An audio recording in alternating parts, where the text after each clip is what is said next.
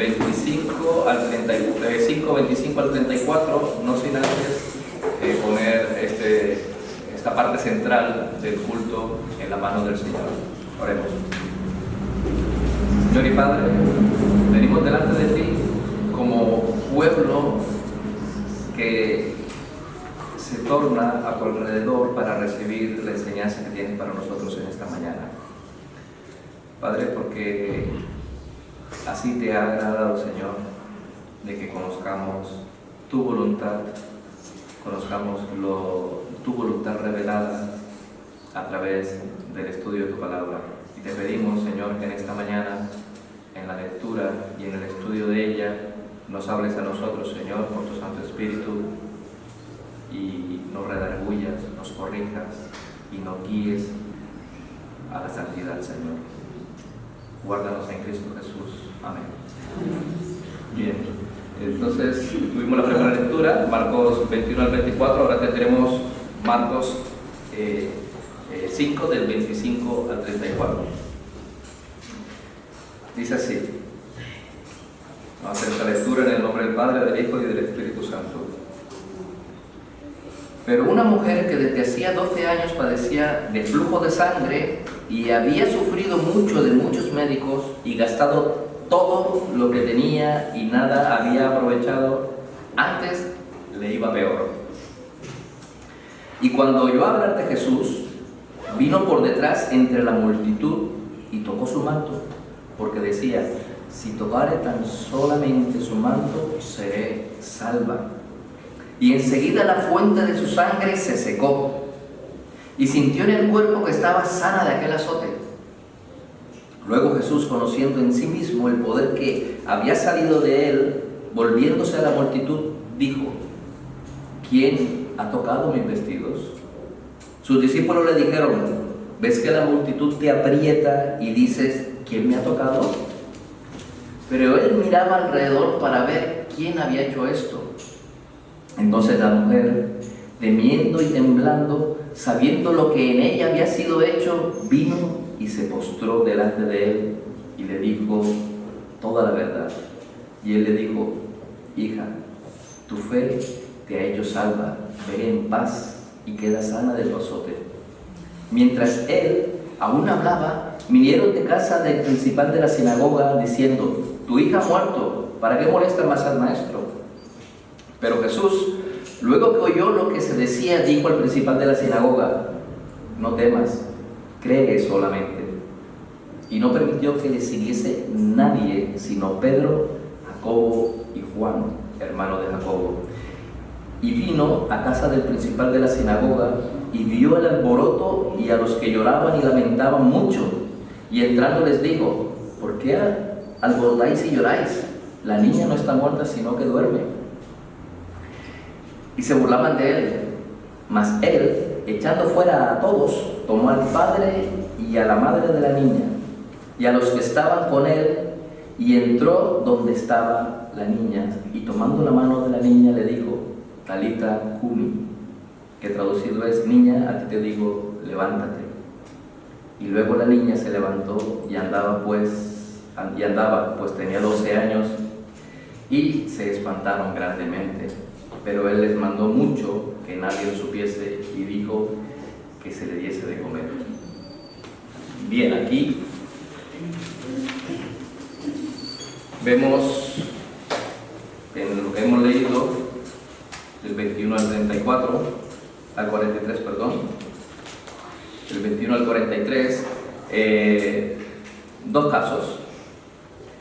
El caso de una mujer que tenía flujo de sangre de hacía 12 años y había gastado todo lo que tenía, todo, para ser curada, y había ido a todos los médicos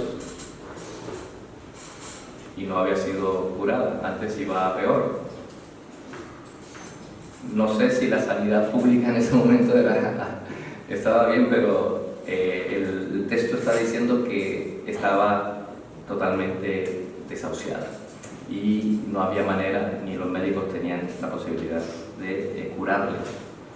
El contexto de esto es que el Señor regresa a Cafarnaúm, como dice aquí, pasando otra vez en una barca a la otra orilla. Jesús estaba del otro lado, en la región de Gadara, y había pasado por los sepulcros y habían encontrado un hombre endemoniado. Estamos en el contexto, ¿no? Estaba curado un hombre endemoniado y el Señor se arrodilla y le dice, y corrió y se arrodilló ante él, y el Señor le cura, le saca los demonios, y él está luego en su sano juicio y sentado al lado del Señor. Le mandan todos maravillados, asustados, le dicen, váyase de aquí. Jesús pasa a la otra orilla otra vez. Y llega a la región de Capernaum. Luego vemos el versículo 21, dice, recordemos que Capernaum era como, por decirlo así, el centro de operaciones, ¿no? Jesús siempre regresaba a Capernaum. Y aquí en Capernaum llega y se tropieza con un padre de familia, ¿no? Versículo 22. Vino uno de los principales de la sinagoga llamado Jairo, y luego Clevio se postró a sus pies. Entonces, quiero que estéis atentos porque aquí el tema trata también de una niña, un hijo, un padre, Jairo, o Julio, o yo, o Patricio, y un niño. Puede ser tú, puede ser Teo, puede ser cualquier niño, puede ser mi hijo. Pero estamos hablando aquí de una situación familiar. Un padre desesperado, angustiado, que va por un hijo. Y también vemos que hay una mujer también que padece de flujo de sangre. Entonces vemos aquí que este principal, Jairo, un líder del judaísmo, el principal oponente del Señor Jesús, que siempre se le resiste, ¿no? Es interesante porque era un grupo que realmente le hacía oposición a Cristo. Pero la más notoria, en este caso, esta es la primera parte notoria, que era del grupo. Jairo pertenecía a un grupo de los líderes del judaísmo que se oponían frontalmente a Cristo Jesús. Pero la segunda cosa notoria aquí en lo que leemos es que Jairo le vio y se postró a los pies de Jesús. ¿Sí? Se postra a los pies en una súplica e insistencia. Una súplica y con insistencia. Le ruega. Luego se vio, se postró a sus pies y le rogaba mucho diciendo, dice el versículo 23, mi hija está agonizando. Ven y pon las manos sobre ella para que sea salva y vivirá. Hija única, era la hija única de Jairo, como lo relata el texto paralelo de Lucas 8:42. ¿Sí? Lucas, voy a citarlo brevemente, pero para que no nos quepa duda, Lucas 8:42. Lucas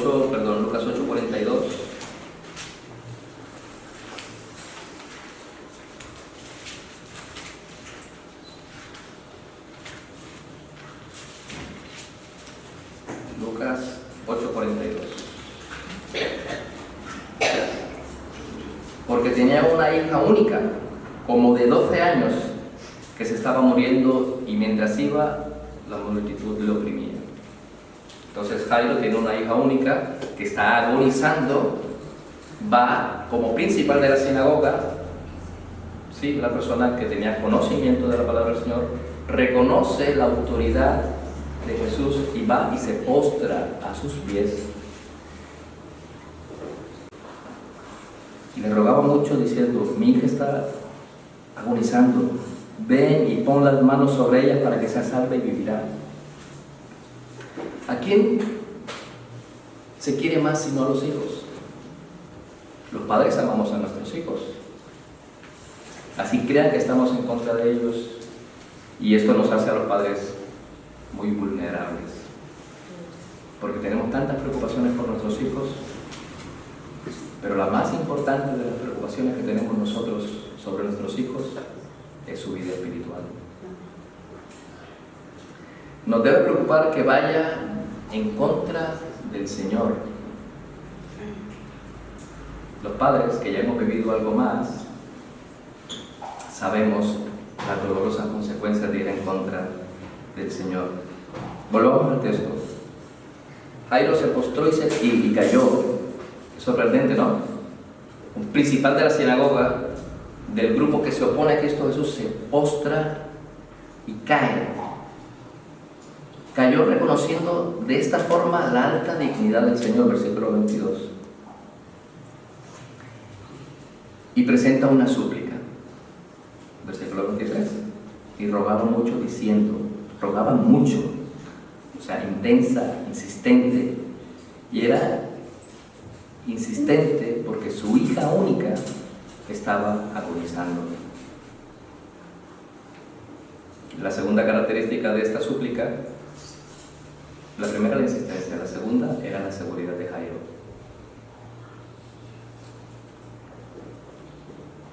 Versículo 23. Ven y pon las manos sobre ella para que sea salva y vivirá. ¿Estáis viendo la situación? Un hombre desesperado por sus hijos llega con confianza al Señor, que Él sabe que le puede salvar, se postra a sus pies y le ruega insistentemente, con seguridad, ven y pon las manos sobre ella para que sea salva y vivirá. Jairo sabía que el Señor podía hacer eso. Sigamos. Jairo no muestra la menor sombra de duda de que Jesús puede salvar a su hija.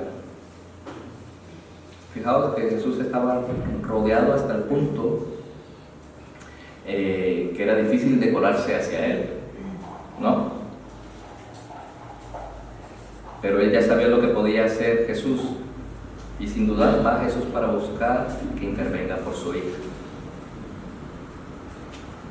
El Señor inmediatamente se dispuso para él, dice entre el versículo 25 y 30, se pone para ir e imponer sus manos sobre ella y así aliviar el corazón de ese padre angustiado y de esa madre, porque la madre también estaba en casa cuidando de la niña mientras el padre iba a buscar auxilio y socorro en aquel que sí lo podía solucionar. Dice el versículo del 25 al 30, bueno, se llega un hecho inesperado. Hay una gran multitud, el principal de la sinagoga, Jairo, va y con insistencia y súplica le pide al Señor para que vaya y sane a la hija. Jesús se dispone inmediatamente a ir, pero sucede algo. Entre el versículo 25 y 30 aparece esta historia de una mujer que desde hacía 12 años padecía flujo de sangre. Vamos a pasar por esta historia un poco de lado, porque en esta mañana lo que nos importa mostrar es Jairo. Sin embargo, el Señor sintió que salió poder de él. El versículo 25 y 30 dice así, y comenzó a preguntar quién le tocaba, y la mujer, finalmente atemorizada, sale, se postra delante de él, se postró como se postró Jairo, se postró como se postró el endemoniado. Ella también viene y se postra al Señor. Un caso de un endemoniado, un caso de un padre de familia y un caso de un enfermo. Los tres se postran ante el Señor y le cuenta todo, y el Señor le dice: hija, tu fe te ha salvado. Qué maravilla, ¿no? Le llama hija a una mujer que había sido desahuciada, que no tenía esperanza, pero que tuvo la fe de creer que Él podía librarte de esa enfermedad. Y como creía que esa fe le podía librar de esa enfermedad, se acostó y le confesó. Ella fue sana y le dijo: hija, vete, tu fe te ha salvado. ¿Cuánto tiempo transcurre de este momento con la mujer? No lo sabemos. Son 9 versículos. El tiempo apremiaba para la hija de Jairo. Ven inmediatamente, pero sucede esto de la mujer. Pasan 9 versículos, no sabemos cuánto tiempo pasa de la mujer para poder llegar en medio de la multitud a Jesús, ¿sí? Igual con la dificultad que tuvo Jairo para llegar, la mujer también tuvo una dificultad para llegar, estaba apretado. Lo dicen los otros versículos. Pero Señor, todo el mundo te aprieta y dice, ¿tú quién me ha tocado? O sea, imagínate para llegar. Alguien ha estado en un tumulto donde uno quiere pasar adelante y le cuesta.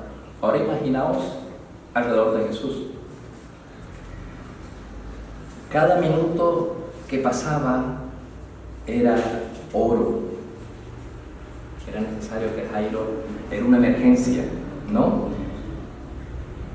¿Ustedes se imaginan a Jairo por cada minuto que pasaba? No le era una eternidad. Señor, la niña, ¿no? Cada minuto que pasaba era una eternidad.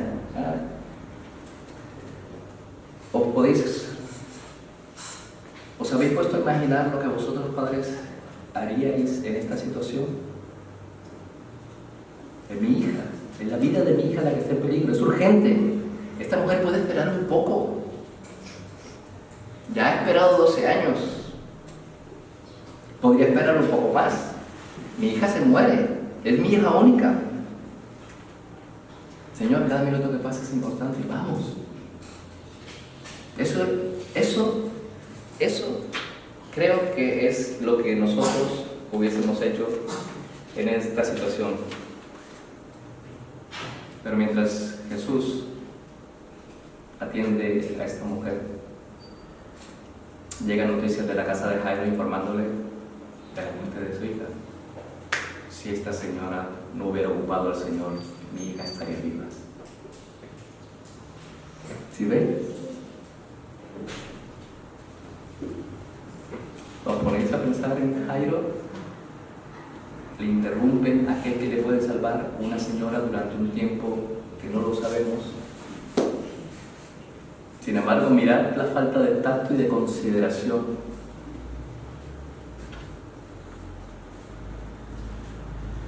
Que hubo aquel entonces y que también hay ahora, cuando le dicen, ya no hay nada que hacer, no moleste más al maestro.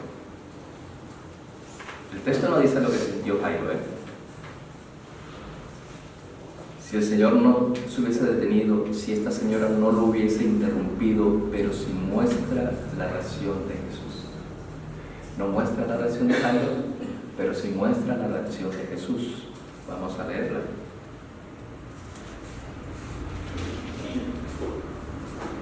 Versículo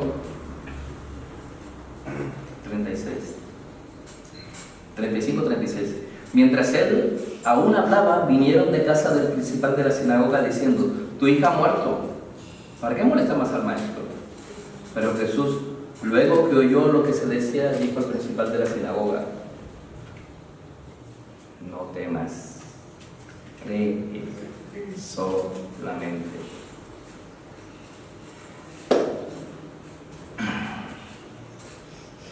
La espera de Jesús no ha sido deliberada, ¿no?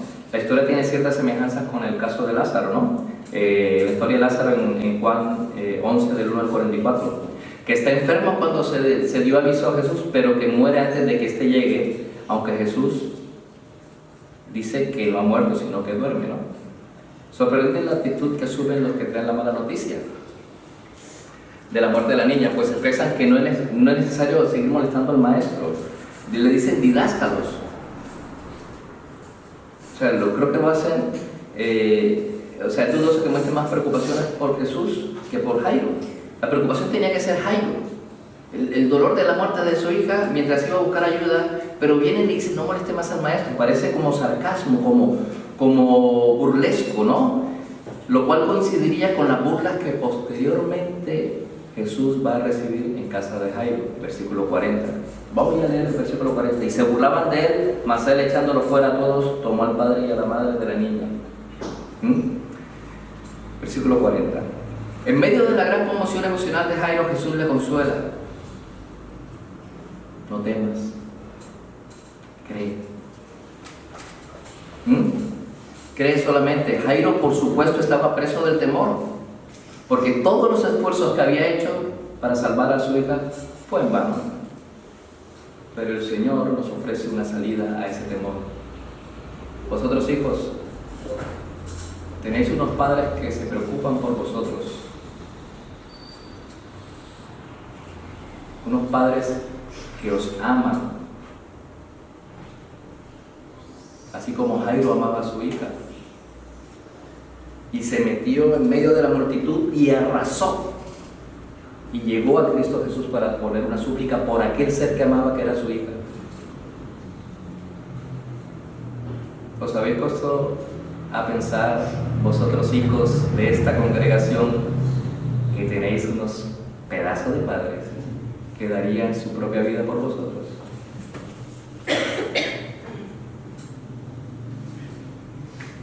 Acordaos cada vez que vuestros padres salen y estáis enfermos y se preocupan por vosotros, qué buenos padres tenemos.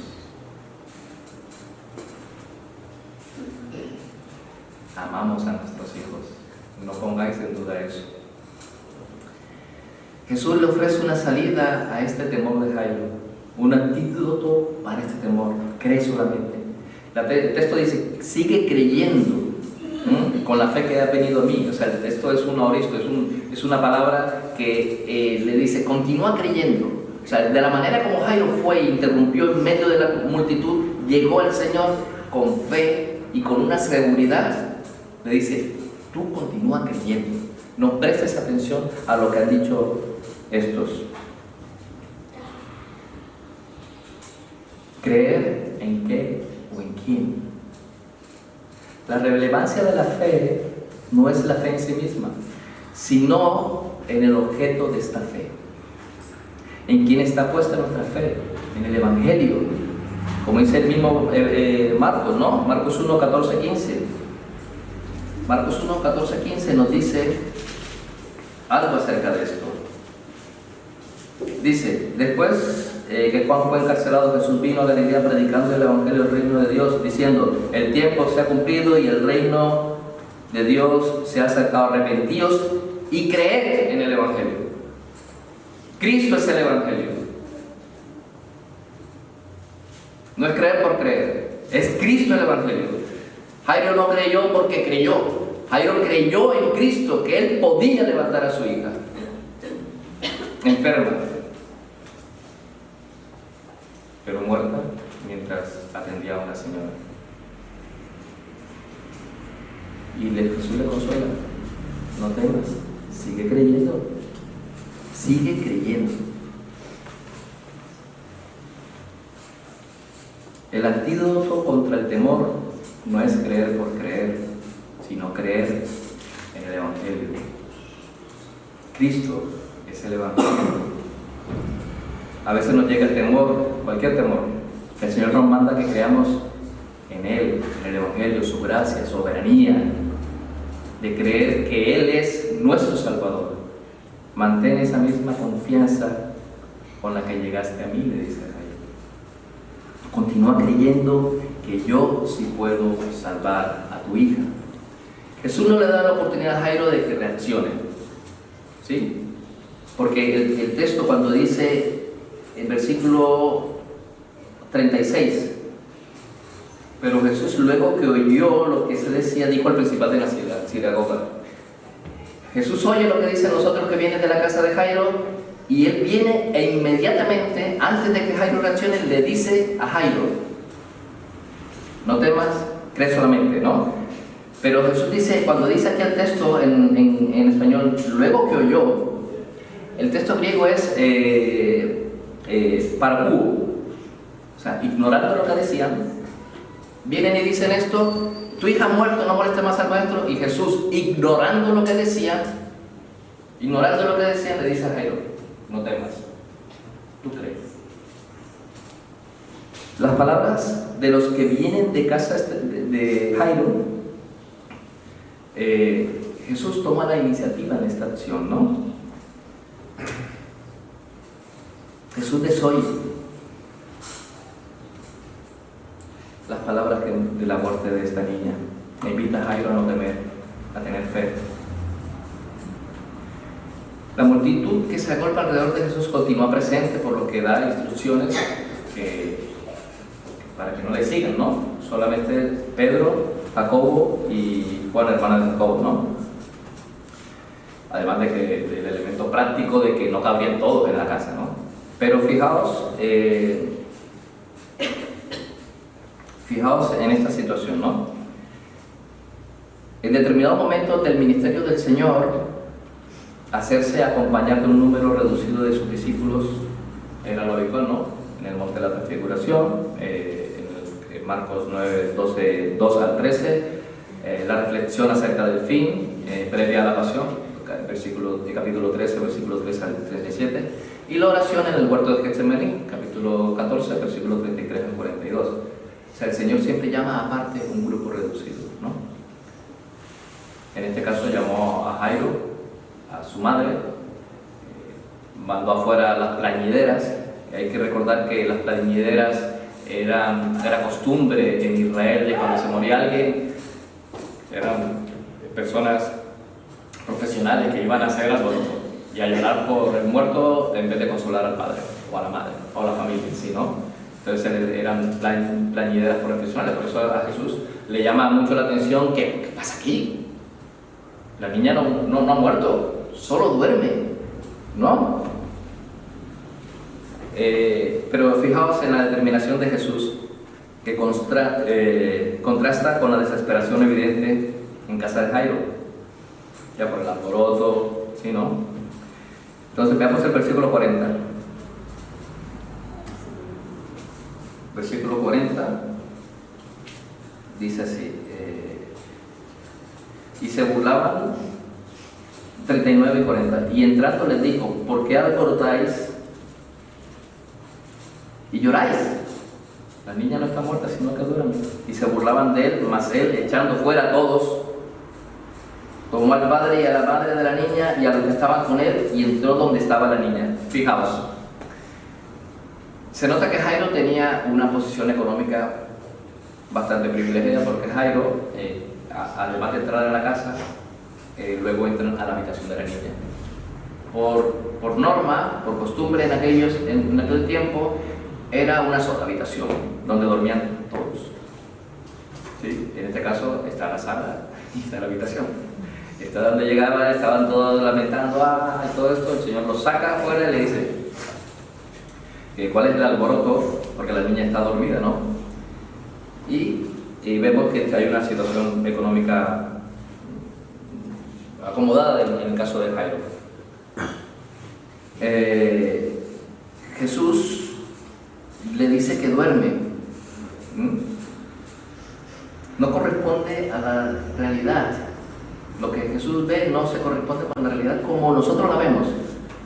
En la literatura judía y también en el Nuevo Testamento era habitual de encontrar referencias al sueño como metáfora de la muerte. Probablemente la actitud de Jesús debe comprender solo la representación del poder de la vida que Él atrae frente a la muerte que Él derrota. Nosotros dormiremos cuando muramos, ¿no? ¿Por qué? Porque para el Señor nosotros vivimos. Vivimos, nosotros no morimos, nosotros vamos a dormir.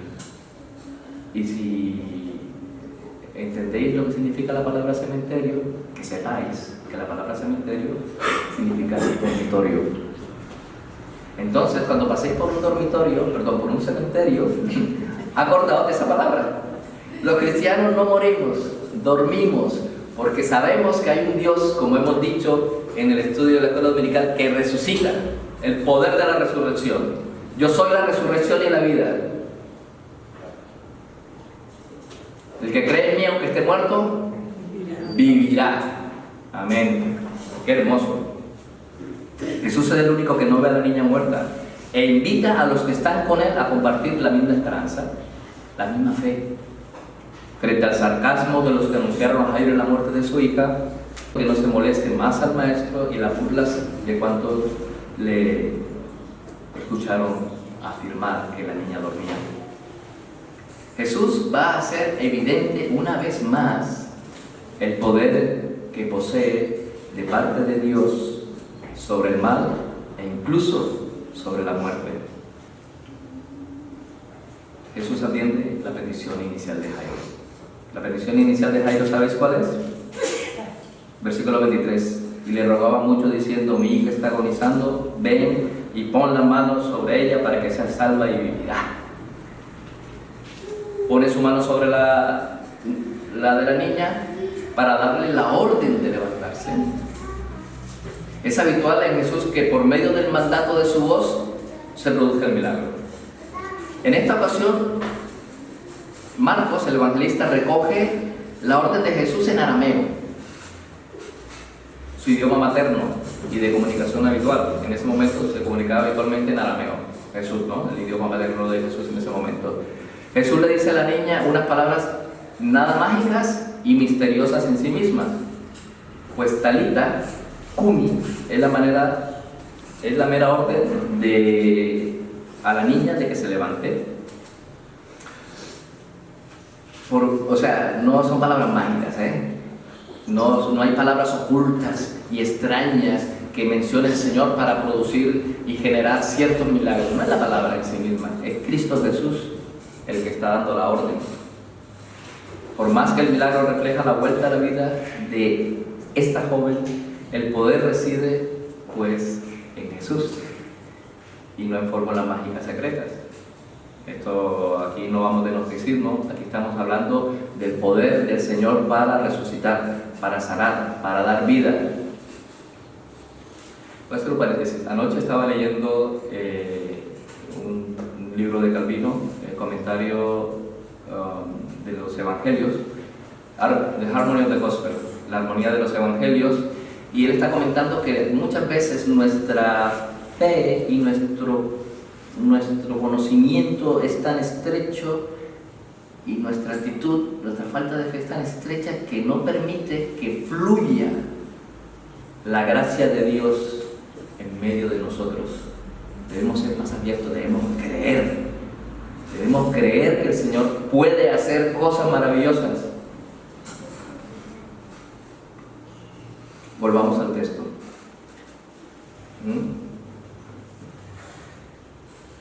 La niña se levanta de inmediato a la voz del mandato de Jesús y camina. Es una situación que contrasta con la estupefacción de lo que presencia en el milagro. Dice el versículo 42: y luego la niña se levantó y andaba, pues tenía 12 años, y se espantaron grandemente. Luego el versículo 43 le dice que se le diera de comer. Dice, Jesús le da de comer a la niña, lo cual confirma la plena recuperación. ¿Sí? Frente al poder destructor de la muerte, Jesús trae vida. Hermanos,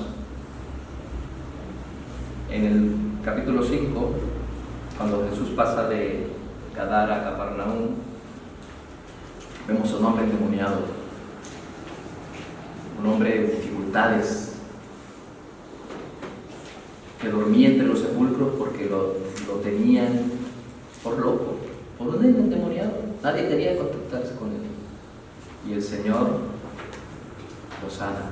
Pero ¿sabes qué hizo el hombre? Se postró a sus pies. Y el hombre estaba en su juicio cabal, dice el texto, como si nada hubiese pasado.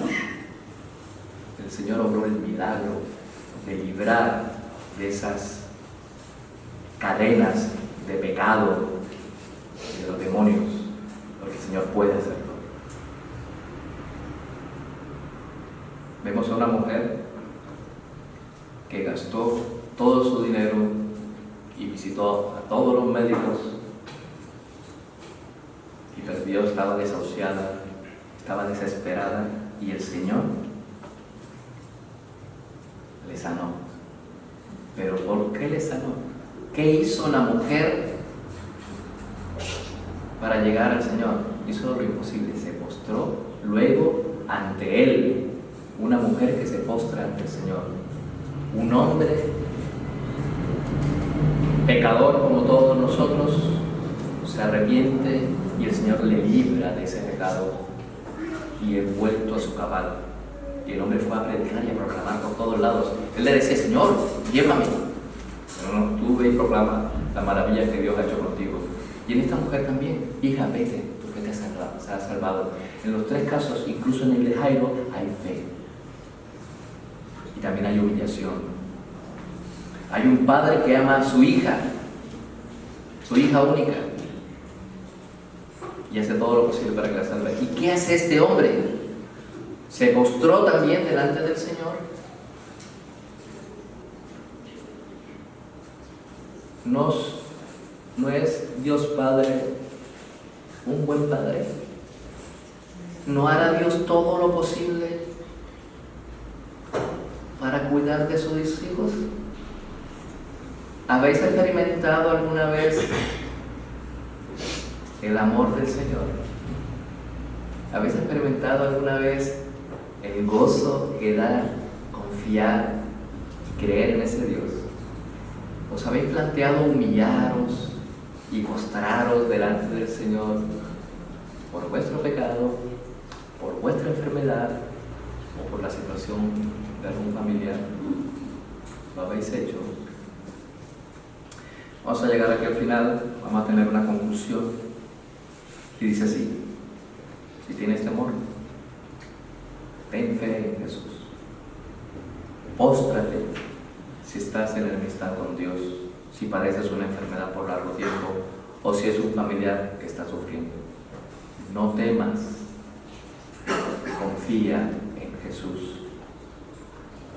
No es la fe por la fe, que es el objeto de la fe. En nuestro caso es Jesús, su santo evangelio. No dudes de Él. Desde la perspectiva escatológica, o sea, del fin de los tiempos, en la que se enmarca el ministerio de Jesús, el presente, ahora, tiene que ser visto desde la realidad del futuro de Dios. Este presente que estamos viviendo ahora mismo tenemos que verlo desde la realidad del futuro de Dios.